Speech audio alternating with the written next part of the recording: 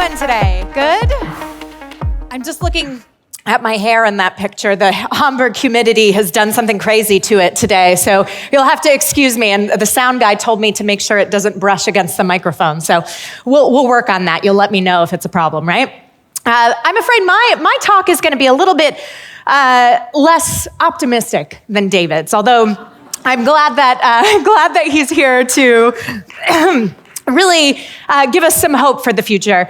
I'm not an AI doomer, but I do think there are some things that we need to worry about, particularly when it comes to the way that artificial intelligence is interacting with our democracies. Now, we have all been warned of the AI apocalypse, right? We've all been warned that one day Vladimir Putin or Xi Jinping is going to create a deep fake of a nuclear threat, and that's going to be the end of the world. That hasn't happened yet, thank goodness. And I'm here to tell you today that AI is being used to mislead, but not the way that we all were told. And I'm going to tell you a little story first, something that happened to me recently. I often comment about disinformation and artificial intelligence in the media, and you may remember a couple of months ago, President Trump shared a deepfake video of him and former President Obama sitting in the Oval Office, and in this deepfake, armed guards came in and took Obama away. I think he was getting arrested by the FBI or something. Now, this was a ridiculous video. It was clearly fake. It was what I like to think of as the equivalent of a deepfake cartoon. I scrolled through, I went to sleep the next morning, and I woke up and looked at my email inbox. And like any self-respecting person in Washington, D.C., I have a Google alert on my name, and it told me that I had been quoted by a news outlet in India, which was saying that I had given them a quote on that news story, the deep fake that President Trump had shared. And I was like, this is the worst thing for disinformation and AI to happen, blah, blah, blah, blah, blah. I would have never said that because, frankly, like I said, it wasn't that serious. It seems like what happened in this situation was that this outlet, in the rush to get ahead of this news story, created an AI-generated article, asked the chatbot it was using to generate a quote from an expert. They picked me as that expert, and they ran the story. And then, by the time that I was made aware of it, all the other chatbots, ChatGPT, Perplexity, Claude, they were all citing that quote as something that I had actually said, right? I had been caught in the endless cycle of made-up content, that AI-generated content was being cited as fact and now being added to my bio. Now, I got in touch with this outlet and I said, I never gave you an interview. I never said this. I put a statement up. But when I asked Perplexity, which is the LLM that I use, if I had actually said this, Perplexity said, yes, Nina said this. And I said, well, what about her statement on Blue Sky that she put up? What about her statement on LinkedIn? Well, Perplexity hadn't ingested that yet, right? And so we were in a problem there. And this is the sort of thing that I'm much, much, much more worried about, because people are treating their ChatGPT, their LLMs that they're using, their AI clients that they're using in their everyday work as the gospel truth, when at best, we should be treating them like interns. Interns that are sometimes influenced by foreign adversaries. Let me explain. So we heard a lot about the year of AI meeting the year of elections. 2024, there were hundreds of elections happening all around the world, and we were warned, this is it, deepfakes are gonna really ruin our elections. Well, there were a couple of deepfake incidents, right? A couple of low-quality deepfakes that had, in one case in Slovakia, alleged that there was election rigging going on. They also alleged in that deepfake that this candidate was going to raise the price of beer in Slovakia, which I think, as in Germany, is a cardinal sin, right? We saw some more serious deepfakes looking at Keir Starmer and some candidates in Pakistan. And then, of course, Elon Musk was using audio deepfakes to denigrate Kamala Harris without disclosing that these were deepfakes. But none of these had a true effect on the election. None of our worst dreams came true. We did see some of our adversaries using artificial intelligence in elections, however.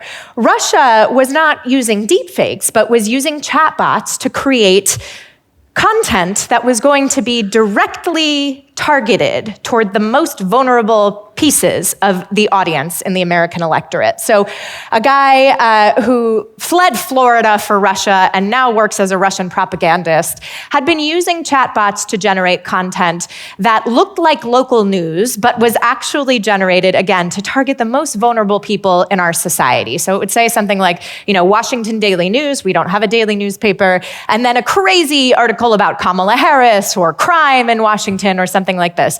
And we found out that he was doing this with ChatGPT.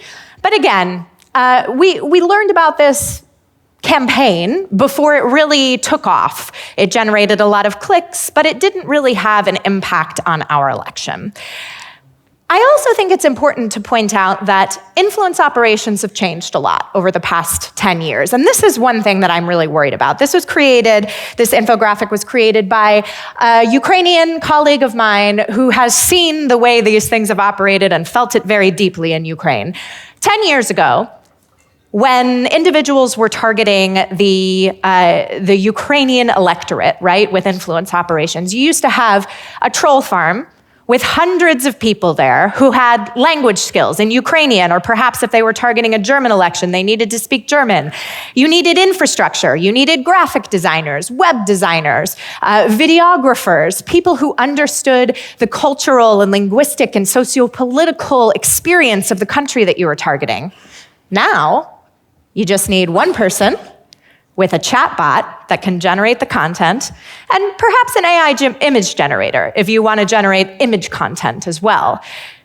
We used to identify Russian influence operations by mistakes in idioms or grammar, right? Those typical things we would see Russia doing over and over, because Russian grammar is quite tricky, and when you try to apply it to English, it doesn't always go so well. I say this as a Russian speaker.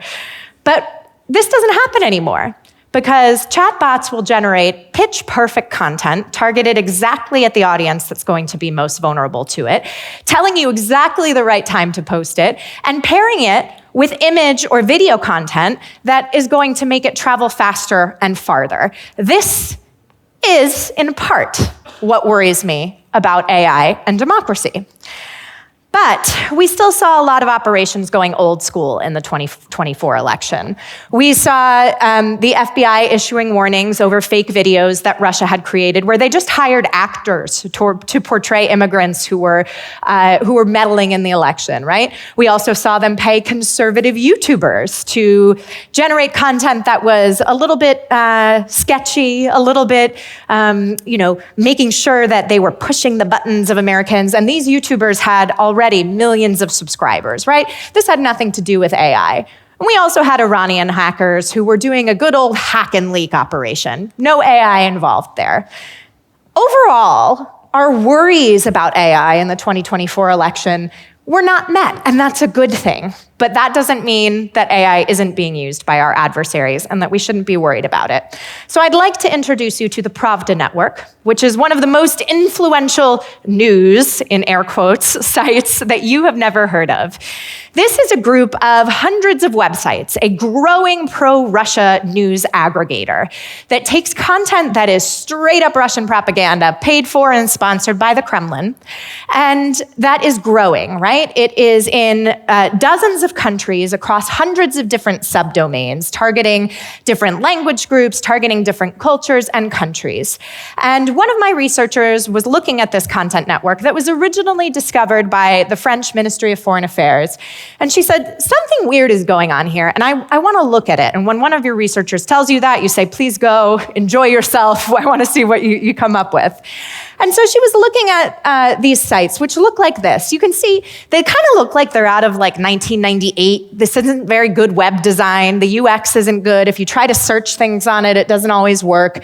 The content is clearly copied across both of the websites here. And again, this is iterated multiple times into the hundreds of websites, often very anti-Ukrainian. If you're looking at sites that are not in Latin script, they sometimes have these relics of Latin script showing that they've been auto-translated, right?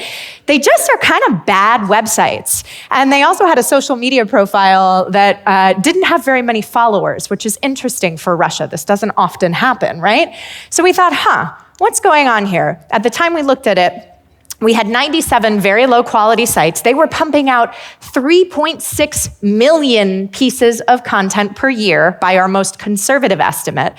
And we didn't know why until my researcher figured out, LLM grooming. And for some reason, my slides aren't working here, so I'm gonna have to remember, but that's okay, I do have a working brain. So we've got LLM grooming. What are the signs here? The first is that it's low quality content, right? Low quality content that isn't really meant for a human audience. It's meant to be ingested by machines, right? Then we've got the social media aspect, the fact that we have social media profiles that aren't really gaining traction. We have a poor user interface that, again, isn't meant for human consumption.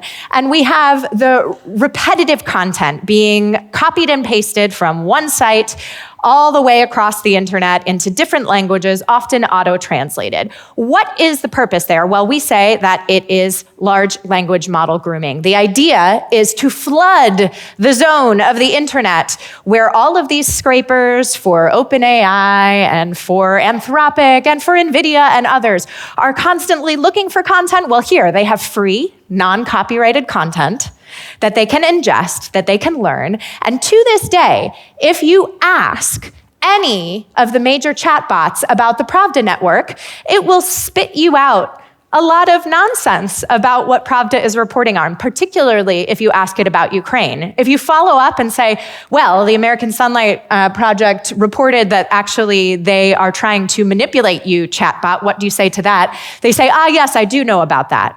Right? They say, oh, yes, you're right. We just haven't kind of updated our model to reflect that this is Russian propaganda. And they're not letting users know about that either. It's pretty remarkable. So if a user in the United States or here in Germany wants to know about the latest thing that happened in Ukraine, it says, tell me about the strike that happened last night. Well, a responsible news outlet is going to take their time to confirm their sources and report out what happened, whereas Pravda is just going to slap a bunch of BS up on their website, and that's going to be what the chatbot spits out. It's pretty problematic. And what we found as we have continued to watch this network over the months that since we first released this report in February is that AI can't reason, right? As a result, we need to teach users how to reason. That's why I love that intern comparison, right? You wouldn't trust everything that an intern did for you. I'm sure some of you have very smart interns, but you wouldn't publish something based on the sources that the intern found for you. You would check over all of the work that the intern did. We need to educate users to treat AI the same way because we are not there yet. And we know that our adversaries are actively manipulating the large language models that we're using for our work. This is a great example from just a couple of months ago when the National Guard was deployed to Los Angeles in the United States. Folks on the right got very, very angry when this picture was published, which shows that National Guard troops were sleeping in a public building in Los Angeles when they were on a break. They thought it might have been faked, either AI generated or misattributed from a different conflict. In fact, it had been taken by somebody for the San Francisco Chronicle, a newspaper on the West Coast. Folks asked Grok, X's AI, whether this image was legitimate. And Grok said, it was likely taken during the withdrawal from Afghanistan. It just made this up out of thin air. I'm not saying Russia did it or anything like that, but it made it up because it compared it to other images in its model and said, this is where it's likely from. And people were using this as their, cold, hard proof that this image had been faked or misattributed. This is a problem, right? We need to have people understanding that these chatbots make mistakes, that they can be influenced, not only by the Russian Federation, but in this case, probably by Elon Musk, as we've seen, who has many times influenced his chatbot's results. So how do we get from exploitation to resilience, right? There's a couple of things, and as I said, I'm not a doomer. I think there's a couple of things that we can do to make sure that AI is not exploited, and when it is exploited, make sure that people who are using AI in all its forms understand its limits. One of these that really gives me a lot of hope is the efforts to emphasize content provenance. So Adobe, who very famously creates a lot of the software that people use to create deepfakes, leads what is called the Content Authenticity Initiative. And they've been doing this back since 2018. I remember talking to them very early on when the Content Authenticity Initiative started. And what this was meant to do was educate users about the different ways that content they were ingesting, be it a picture on the New York Times website or something that they came across in the social media feed, the different ways that that content had been edited. They are working to add watermarks to images and video that have been edited with their software so people can understand the journey that that content took. And the idea, along with the Content Coalition, or the Coalition for Content Provenance and Authenticity, C2PA, is that eventually all of the content online will have a watermark. And things that don't have a watermark, well, you're not going to trust them, right? We need much greater uptake of initiatives like this, but they give me hope. People are thinking about it the right way so that users are armed with the information they need to make better choices in our polluted information environment. I also have some requests of AI companies. I don't know if any of you are in the room today, but we really need you to take reasonable steps to ensure your models are not being influenced by those who do not want people to be armed with good information, right? Russia is deliberately trying to flood your models with bad information so that democracies are undermined in their decision-making processes, in the decisions that people make when they go to the ballot box. They are deliberately undermining our shared reality. And without that shared reality, democracy doesn't work. So it's incumbent on all of you to make sure that the models that you're creating are pulling from not just whatever source is available. I know data is hard to get your hands on, right?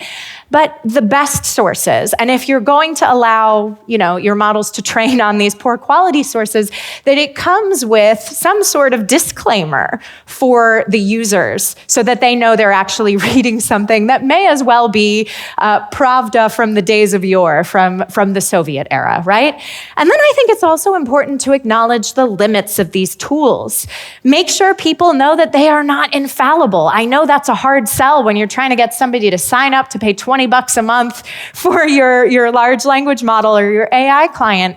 But we really need to educate people so they understand that this is not all-powerful and all-knowing yet, and that we need to take steps as users to make sure that the output, just like we do with our interns, is something that we would stand behind in a court of law.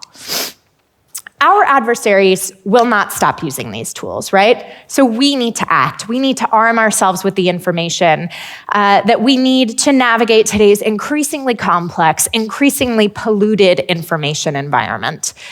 I have been using this Thomas Jefferson quote for a long, long time because I think a lot of people's knee-jerk reaction to issues in the information environment is to take it out, right? Oh, well, don't cite Pravda anymore. Let's ban Russia Today, RT. Let's ban trolls and bots, right? All of these things, they want to take information away. But I think Thomas Jefferson, good old TJ, as we like to call him, is right here. That we know of no safe depository of the ultimate powers of society, but the people themselves. And if we think them not enlightened enough to exercise their control with a wholesome discretion, the remedy is not to take it from them. It's not to remove things from the internet, but to inform their discretion by education. Make it easier for them to navigate this complex world so they can use these powerful tools, but do it in a way that is not going to undermine that shared reality that is so important to the democratic project we all care so much about. That is all I've got for you today. It is a delight to be here. You'll see me on other stages and other places here throughout the conference. Come say hi, check me out on social media, and Dankeschön. Thank you so much. Thank you. Oh, I'm gonna ask you a question. Okay. Yes.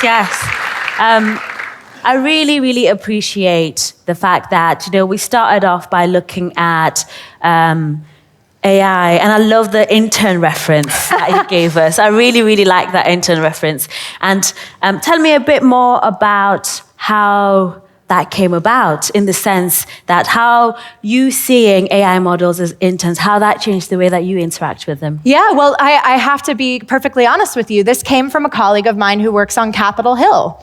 And he deals with staffers. There are about 6,000 of them. They are chronically underpaid, overworked, and underfunded. And they're starting to use artificial intelligence on Capitol Hill so that they can do their work better and faster and advance the project of democracy. And we were involved in a conversation, and I gave all the warnings to all the staffers that I often give, and he said, just treat it like an intern, and that way, you can use it to make sure that you are getting your work done, that it is helping you where you need help, but that you're also checking the work. And I think that really resonates with people. It does. It did for me as well, and it's that checking, that like, I read, I understand, but let me go that one step further. Yes. Nina, thank you so much. Thank you. Thank you.